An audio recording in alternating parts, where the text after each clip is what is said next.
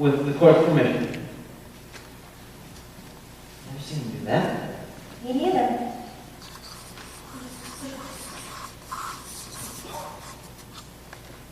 Ladies and gentlemen, this case is not a difficult one. It requires no any sifting of complicated facts.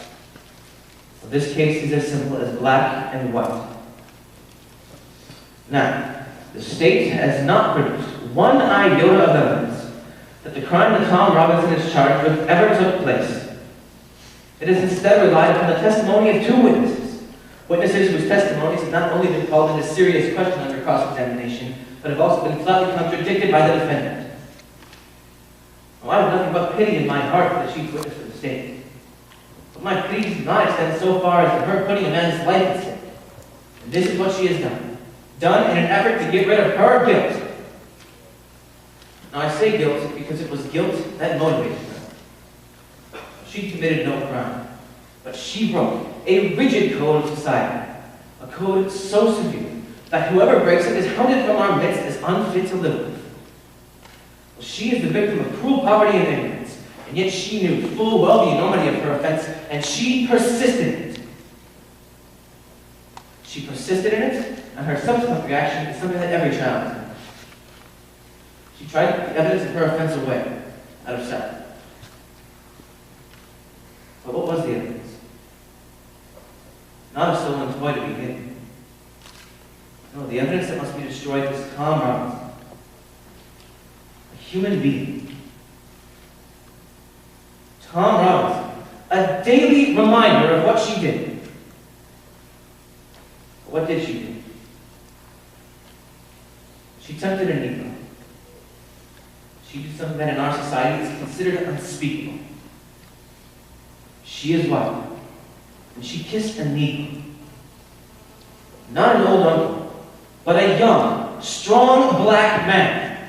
No code matched her before she broke it, but it came crashing down upon her afterwards. Her father saw it happen, and what did he do? Well, there is circumstantial evidence to the effect that Naomi Buell was beaten savagely by someone who leads almost exclusively with their left hand.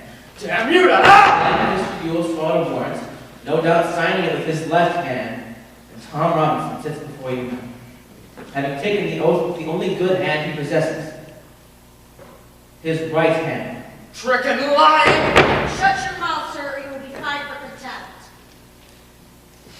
So a quiet, respectable Negro, who had the unmitigated temerity to feel sorry for a white woman, is now on trial for his life.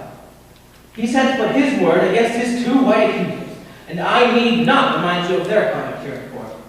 Their cynical confidence that you, ladies and gentlemen, would go along with them on the assumption, the evil assumption, that all Negroes lie, all Negroes are basically immoral, an assumption that one typically associates with minds of their capital.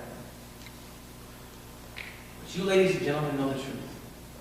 And the truth is that some Negroes lie, and some Negroes are not to be trusted around women, black or white. And so is some white men.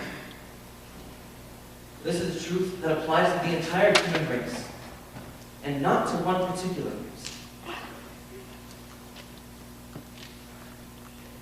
In this year of grace, 1935, we're beginning to hear more and more references to Thomas Jefferson's phrase that all men are created equal. We know that all men are not created equal, in the sense that some men are smarter than others, some men have more opportunity because they're born with it, some men make more money, and some ladies make better cakes. Some people are more gifted beyond others. But there is one in which all men are created equal. There is one human institution that makes the pauper the equal to a Rockefeller, the stupid man the equal to an Einstein. And that institution, ladies and gentlemen, is a court of law. In our courts, all men are created equal. So I'm no idealist to believe so firmly in the integrity of our courts and the jury system. That's no ideal for me. That is the living and working reality. But a court is only as sound as its jury. And a jury is only as sound as the men and women who make it.